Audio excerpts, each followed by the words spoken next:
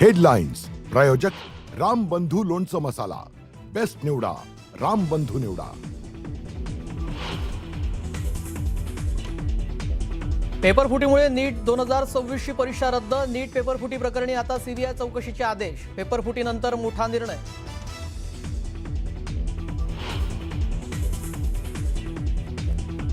नीट पेपरफुटीचं Maharashtra connection समोर. नाशिकमधून बीएमएसचं शिक्षण घेणाऱ्या एका आरोपीला अटक. आरोपीला केंद्रीय पथकाच्या ताब्यात देणार.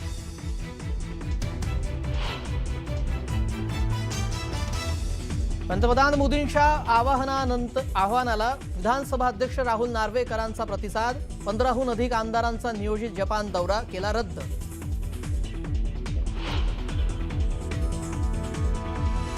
मोदींनी 2 दिवसांपूर्वी केलेल्या घोषणेच्या मुद्द्यावरून शरद पवारांचं पंतप्रधान मोदींना पत्र. घोषणेमुळे अर्थव्यवस्थेवर दुर्गामी परिणाम होण्याची शक्यता, तर सर्वपक्षीय बैठक बोलवण्याची पत्रातून मागणी.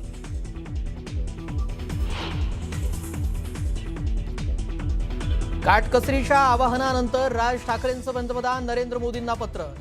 चुका तुमच्या आणि त्याचा भुर्दंड जनतेला का? राज ठाकरेंचा सवाल. तर पहिले स्वतःचे परदेश दौरे थांबवावे, मग लोकांना आवाहन करा. राज ठाकरेंचा सल्ला.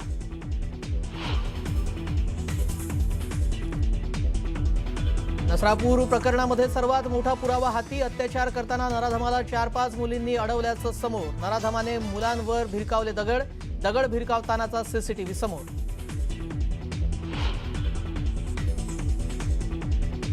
जामिनासाठी धावाधाव करणाऱ्या कल्पना खरातला मोठा धक्का. औरंगाबाद खंडपीठानं जामीन अर्जावरील सुनावणी पुढे ढकलली.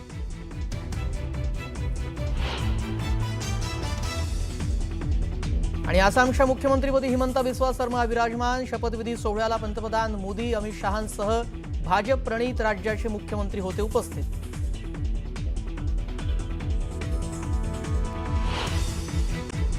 यानंतर पुढची बातमी पाहूया. राष्ट्रवादी शरदचंद्र पवार पक्षाचे अध्यक्ष शरद पवार यांनी पंतप्रधान नरेंद्र मोदी यांना खुलं पत्र लिहिलंय. रविवारी रात्री आणि सोमवारी पुन्हा पंतप्रधान मोदींनी जे आवाहन केलं आहे ते पाहता देशामध्ये अस्थिरतेचं वातावरण निर्माण झालंय. तसेच पंतप्रधान मोदींनी याबाबत सर्वपक्षीय बैठक बोलवावी अशी मागणी त्यांनी केलेली आहे. तसेच या बैठकीमध्ये पुढील धोरणांबाबत व्यापक विचार विनिमय करावा अशी मागणी देखील शरद पवार यांनी या पत्रातून केलेली आहे. तसेच सध्याची आंतरराष्ट्रीय परिस्थिती पाहता अर्थतज्ञ, उद्योग क्षेत्रातील लोकांची तातडीची बैठक बोलावून परिस्थितीचा सखोल आढावा घ्यावा असं पत्र पवार यांनी लिहिलेलं आहे. तसेच देशातील जनतेमध्ये विश्वास आणि स्थैर्य निर्माण करणं यालाच सद्यस्थितीमध्ये सरकारचं सर्वोच्च प्राधान्य असलं पाहिजे अशी आमची ठाम भूमिका आहे असंही पवार म्हणाले. दुसरीकडे ही बाब निश्चितच काळजी निर्माण करणारी आहे असंही शरद पवार यांनी या पत्रात स्पष्टपणे म्हटलंय.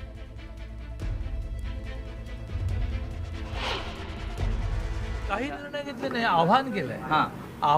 आव्हान करायला सुद्धा कवा पवार साहेब काय म्हणताय, तुमचं काय वर साहेब असं करायचं का? ज्या वेळेला देश म्हणून काही निर्णय होती, त्यात काय निर्णय झाला? सोने खरेदी करू नका, करा बाबा. निर्णय कुठे? आव्हान आहे ना. डिझेल पेट्रोलचं कन्झम्पशन कमी करा, मेट्रोने प्रवास करा, निर्णय कुठे? उद्यापासून कोणीही आपापली गाडी रस्त्यावर काढणार नाही, गाडी रस्त्यावर येईल त्याला शासन केलं जाईल. दॅट इज कॉल्ड निर्णय. असा कुठलाही निर्णय झाला काही गांभीर्याची परिस्थिती नाही. आमचे प्रधानमंत्री सर्व सेक्टरच्या सर्व लोकांना सोबत घेऊन काम करतात आहे. त्यामुळे फार काळजी करायची कोणी गरज नाही आहे. प्रधानमंत्र्यांनी देश सुरक्षित ठेवला आहे. मोदीजींच्या हातात देश सुरक्षित आहे. विरोधकामध्ये अस्वस्थता आहे.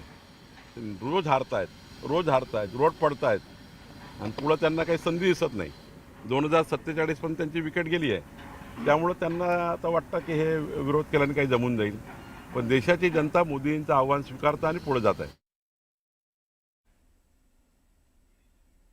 नाना पटोले यांनी मोदींनी केलेल्या आवाहनावर टीका केलेली आहे. आधी मोदींनी स्वतः कृतीमध्ये आणावी आणि मग जनतेला सल्ले द्यावेत अशी टीका नाना पटोलेंनी केली आहे. ऐकूया.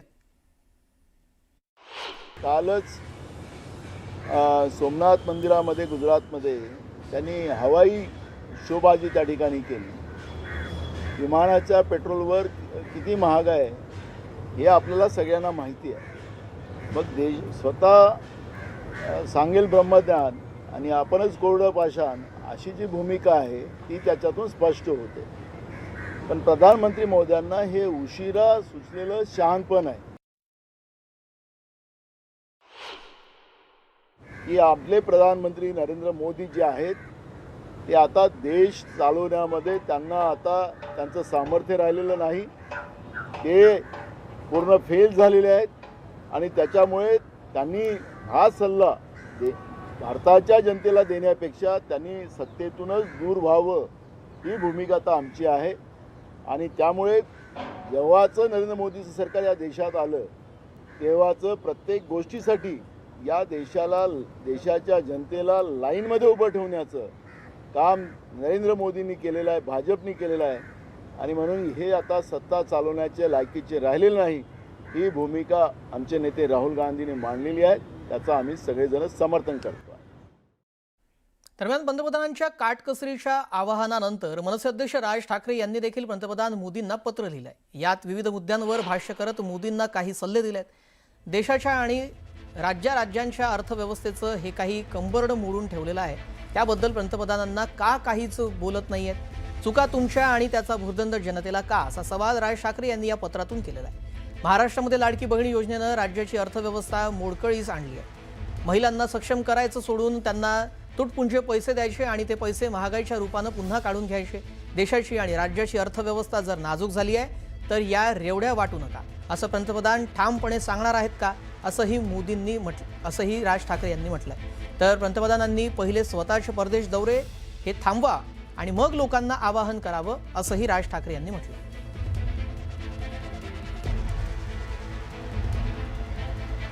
दरम्यान राज ठाकरे यांनी पंतप्रधान नरेंद्र मोदी यांना पत्र लिहिलेलं आहे आणि काही सवाल उपस्थित केलेले आहे आणि पंतप्रधान नरेंद्र मोदी यांना सल्ला देखील दिलेला आहे. आधी त्यांचे परदेश दौरे थांबवावेत आणि त्यानंतर जनतेला आवाहन करा, असा सल्ला देखील या पत्रातून राज ठाकरे यांनी दिलेला आहे.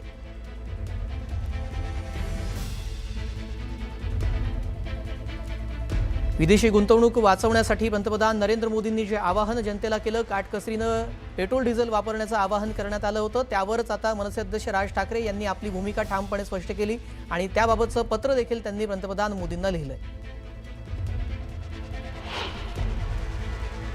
राजसाहेब हे इतकं मोठं व्यक्तिमत्व आहे की त्यांच्या एखाद्या म्हणण्यावर मी कॉमेंट करणं बरोबर नाही. राजकारणी जे आहेत त्यांनी टीका सुरू केली की यांना आता सरकार चालवणं शक्य आहे आणि यांना सरकार चालवणं शक्य आहे, यांनी चालवलं उत्तम, परंतु लोकांनी इतकं भरभरून मतदान केलं आहे आणि त्यामुळे मी राजसाहेबांच्या म्हणण्यावर काही टिप्पणी केली नाही.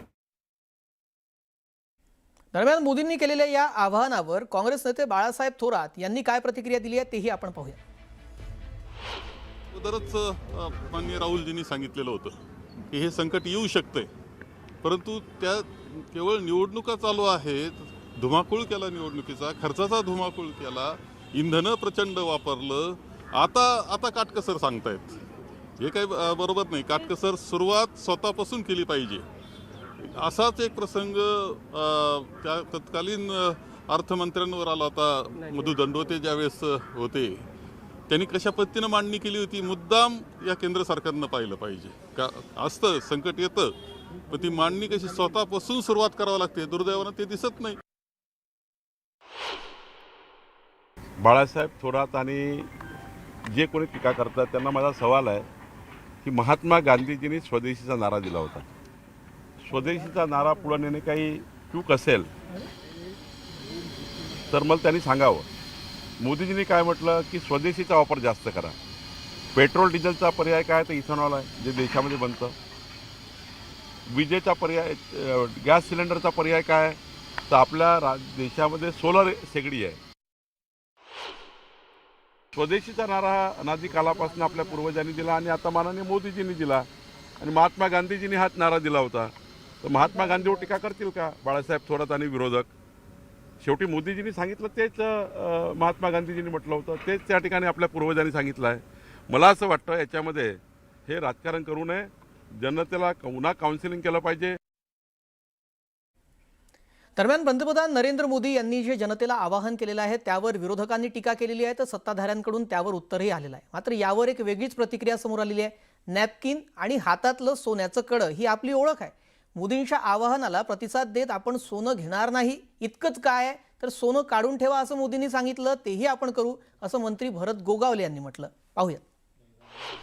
आमच्या हातामध्ये एक तोडा आहे, 2-4 अंगठ्या आहेत, गळ्यामध्ये चैन आहे, त्यामध्ये पुरे आहे.